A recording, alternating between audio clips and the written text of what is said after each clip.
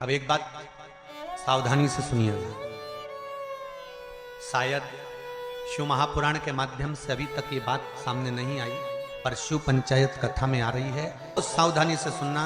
एक प्रश्न हमारे भीतर खड़ा होता है, जब हम सूर्य नारायण भगवान को अर्घ देते हैं, जल चढ़ाते हैं, तो वो जल पृथ्वी पर जब गिरता है तो उसके छींटे हमारे शरीर पर लगते हैं। क्या वो ठीक है? क्या वो श्रेष्ठ है?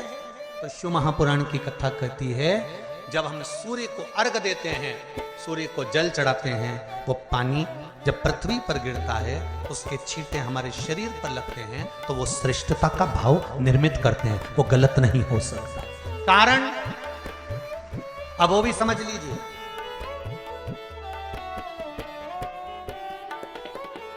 अब सूर्य नारायण भगवान को आप जल चढ़ा रहे हो तो छींटे नहीं लगे, उसके लिए क्या स्टूल पे चढ़ के चढ़ाओगे कि कुर्सी पे चढ़ के चढ़ाओगे? अरे बोलो तो सही। अब कई लोगों के दिमाग में यह बात भरा गई कि हम भगवान को जल चढ़ाते हैं, वो हमारे शरीर में छींटे लगते हैं, जमीन पे से पानी गिरता है, वो हमारे शरीर को छींटे लगते हैं, भगवान को अच्छा नहीं लगता होगा। कौन ने कहा? पहले तो उसको पकड़ के ला। मेरे राम जी महाराज, मेरे भगवान कृष्ण, बड़े बड़े संत, साधु, सन्यासी, तपस्वी, साधक, उपासक जितने भी हुए, जिन्होंने सूर्य की आराधना करी, इन्होंने टेबल पे चढ़कर या कुर्सी पे चढ़कर जल नहीं चढ़ाया। इन्होंने पृथ्वी पर खड़े होकर ही, क्योंकि पृथ्वी तत्व के देव हैं शिव। जब हम मृत्यु लोक पर खड़े होकर, पृथ्वी पर खड़े होकर भगवान शंकर का भाग पृथ्वी तत्व को धारण कर कर जल को हाथ में लेकर जब समर्पित करते हैं, और जो जल नीचे गिरता है वो शरीर पर अगर लगता है तो हमको उसका आशीर्वाद ही प्राप्त होता है, दोष नहीं लगता। पर लोगों ने इसको विपरीत कर दिया। कि कौन ने विपरीत करा? कई लोगों ने इसको विपरीत कर दिया। कौन ने विपरीत करा? तो जो दूसरे धर्म के लोग होते हैं, जिनको हिंदू धर्म से नफरत होती है और जो हिंदू धर्म की पूजन, सेवा, अर्चना को समाप्त करना चाहते हैं, वो धीरे धीरे धीरे धीरे कहने लगे कि सूर्य को जल चढ़ाओगे तो शरीर में लगेगा, शरीर में लगेगा तो दोष लगेगा। इसको कह कहकर घर घर में सूर्य को जल चढ़ाना लोगों ने बंद कर दिया कि आप जल चढ़ाएंगे तो दोष लगेगा, शरीर पे छींटा लगेगा, शरीर को ऐसा लगेगा। ये दोष नहीं। कितनी सुंदर बात है महाराज।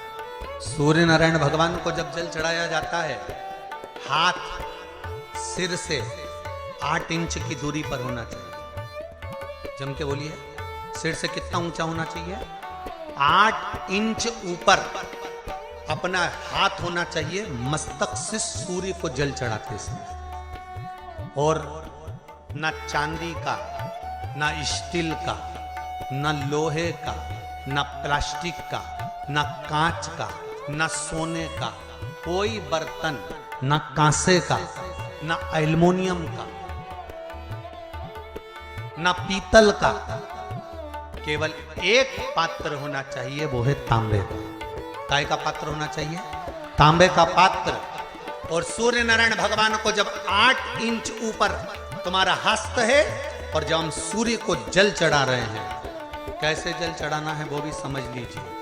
अगर कोई कैंसर का मरीज है, जिसके चेस्ट में कैंसर आ गया हो, लेफ्ट में, राइट में कहीं पर कैंसर आ गया हो, या कोई गठान आ गई हो, तो महाराज आप जल चढ़ाते समय उस जल की धार को सूर्य भगवान को जब चढ़ा रहे हो, तो धार आपकी गठान की ओर जाना चाहिए, जिससे सूर्य की किरण उस जल में से आपके उस स्थान पर पड़े, उस जगह पर पड़े जहां पर गठान है। महाराज आप लगातार जल तो चढ़ाना चालू करो, अच्छे अच्छे डॉक्टर फेल हो जाएंगे और कह देंगे गठान ठीक हो।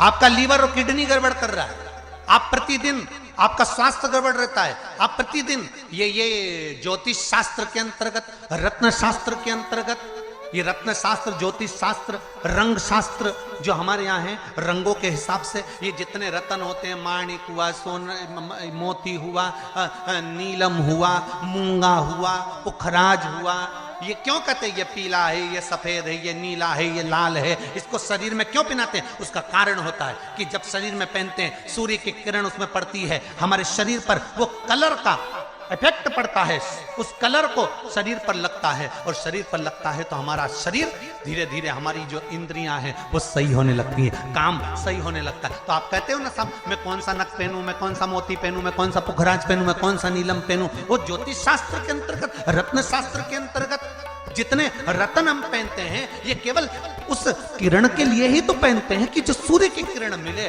उस किरण का प्रभाव हमारे शरीर पर पड़े। तो इन सबसे अच्छा है कि सुबह शंकर भगवान का नाम लो, तांबा का लोटा में जल भरो, 8 इंच ऊपर सिर से हाथ होना चाहिए, और सूर्य नारायण भगवान का दर्शन साधारण नहीं, जो जल तुम चढ़ा रहे हो वो जल की जो धार आ रही है उसमें सूर्य का दर्शन होना चाहिए, तो कैंसर की बीमारी कभी नहीं हो सकती। लीवर, किडनी, हार्ट, आपके हार्ट में अगर तकलीफ है, डॉक्टर ने कह दिया कि इसमें नस चोक है, आपको कहीं ना कहीं छल्ला डलेगा, आपको कह दिया इसमें कुछ ना कुछ प्रॉब्लम आ रही है, आप सूर्य को अर्घ देना चालू कर दो, सूर्य को जल चढ़ाना चालू कर दीजिए। आप सूर्य को जल चढ़ाओ, वो जल की जो तरंग आ रही है, वो जल जो निकल कर जा रहा है, उसकी जो किरण आपके हृदय पर, आपकी छाती पर पड़ रही है, नाड़ियों में पड़ रही है, नसों में पड़ रही है, उसका बल देखो तो शरीर 1 महीना लगातार चढ़ाओ, तो 15 दिन 20 दिन कर तो देखो। क्यों राम जी महाराज जल चढ़ाते थे, क्यों भगवान कृष्ण जल चढ़ाते थे सूर्य को, क्यों दशरथ जी महाराज जल चढ़ाते थे, क्यों कश्यप ऋषि जल चढ़ाते थे सूर्य को, सारे 33 कोटि देवता, सारे ऋषिवर, साधु संत सन्यासी तपस्वी साधक उपासक सब भगवान सूर्य को अर्घ दिया करते थे। क्यों देते थे, किस लिए? सूर्य नारायण भगवान को जल चढ़ाते समय आपके पंजों की एड़ी ऊंची नहीं होना चाहिए, ध्यान दीजिएगा। आपका पंजा पांव का पूरा की पूरा जमा होना चाहिए भूमि पर। हाथ कितने इंच ऊपर? 8 इंच ऊपर होना चाहिए। जल जो गिरे, सूर्य की किरण, सूर्य का दर्शन उस जल की रोशनी में करना चाहिए। क्या होगा उससे?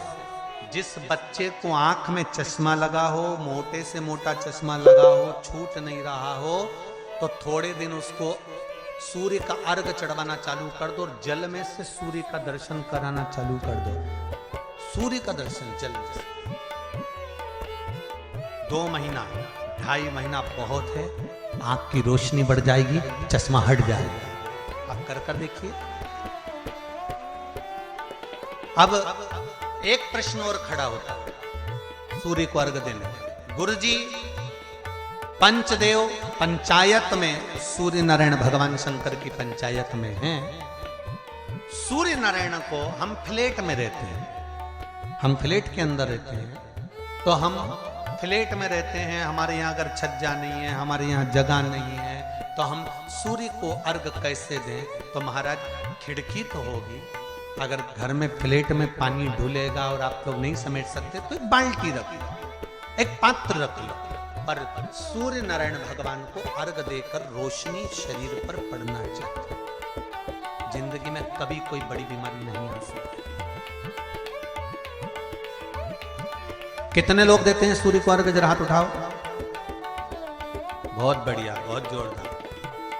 पुरुष लोग भी देते हैं ना, चाहे बच्चे से बच्चा, बच्चों के हाथ में भी 1 लोटा पानी पकड़ाओ। घर में छोटे बच्चे हो ना, उनको तांबे का लोटा दो, पानी दो, जा बाहर खड़े हो जा, 1 लोटा पानी चढ़ा के। पहले दिन आप स्वयं बच्चे के साथ बाहर खड़ी हो, ओटले पर, घर के बाहर खड़ी हो, छत पे खड़ी हो या घर के बाहर खड़ी हो, और बच्चे से कह लो चढ़ा बेटा, देखो ऐसा हाथ 8 इंच ऊपर करिए, तांबे का लोटा लेकर पानी धीरे धीरे डोलना है, जैसे वो स्लो मोशन के सीन नहीं होते नाटक में, ये एकदम धीरे धीरे, बस नहीं तो मालूम पड़े छोरा छोरी एक साथ उंडेल के अंदर नहीं। जल चढ़ाते समय उस पानी में से सूर्य की किरण पड़ना चाहिए, सूर्य की किरण। एक बात और कहना चाहूंगा, अगर आप लोग स्वीकार करेंगे तो, अगर कहीं आपको लगता हो कि बच्चा पढ़ने में कमजोर है, विद्या में कमजोर है, रिजल्ट अच्छा नहीं आ रहा, पढ़ने में कमजोर है, वो पढ़े अपनी जगह पढ़े, वो कार्य करे अपनी जगह करे, मेहनत करे अपनी जगह करे। बच्चों को कह दो